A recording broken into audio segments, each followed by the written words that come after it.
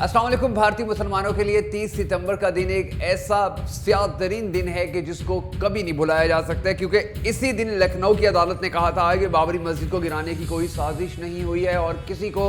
सजा नहीं दी गई थी। मगर इसके साथ साथ नाजरीन, इसी दिन यानी कि 30 सितंबर को ही उत्तर प्रदेश की एक और दूसरी अदालत में मथुरा की शाही ईदगाह मस्जिद का तनाज़ा भी उठाया गया और उसके बारे में यह कहा गया कि इसके नीचे कृष्ण जन्मभूमि है, यानी हिंदुओं के भगवान कृष्ण की जन्मभूमि है, वो वहां पर पैदा हुए थे। और अदालत ने फिर बाद में इस केस को खारिज कर दिया था। ये मसाजिद के जो मामलात हैं नाजरीन, ये बड़े तवील अरसे से भारत के अंदर चल रहे हैं और अब एक और तनाज़ा भी ऐसा चल रहा था कि जिसके बारे में शक व शुबहत जाहिर किए जा रहे हैं कि खुदा न खास्ता उसके साथ भी वही सलूक ना किया जाए जो बाबरी मस्जिद के साथ किया गया। उसके बारे में मैं आपको थोड़ी डिटेल देता हूँ और फिर मैं आपको बताता हूँ पाकिस्तान कितनी बड़ी नेमत है और अल्लाह ताला ने पाकिस्तान जो हमें दिया है, हमें इसकी कितनी ज़्यादा कदर करनी चाहिए। बाबरी मस्जिद के बारे में तो आप सब कुछ जानते ही हैं कि माजी के अंदर उसके ऊपर हमला किया गया, फिर केस चलते रहे, फिर उसकी जगह मंदिर बनाने की जो फैसले हैं वो सामने आए।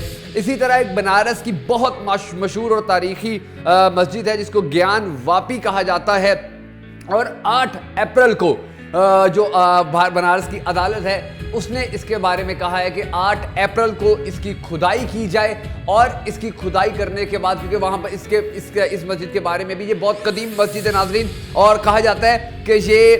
इतनी कदीम मस्जिद है कि जिस तरह बाबरी मस्जिद को जितनी अहमियत हासिल थी उतनी ही अहमियत इसको हासिल थी। और इस मस्जिद के बारे में भी भारत के हिंदू में उन्होंने उसी तरह झूठा प्रोपेगेंडा शुरू किया हुआ है जिस तरह बाबरी मस्जिद के बारे में किया था। तो 8 अप्रैल को बनारस की अदालत ने कहा कि इसकी खुदाई की जाए और इसके नीचे के जो आसार हैं उनको चेक किया जाए कि उसके नीचे क्या वाकई ही कोई जन्मभूमि थी या नहीं, कोई उसके नीचे वाकई ही कोई ऐसी चीज़ थी या नहीं जिसके ऊपर हिंदू ये बात कर रहे हैं कि हिंदुओं की जो है हिंदुओं के भगवान की जन्मभूमि है,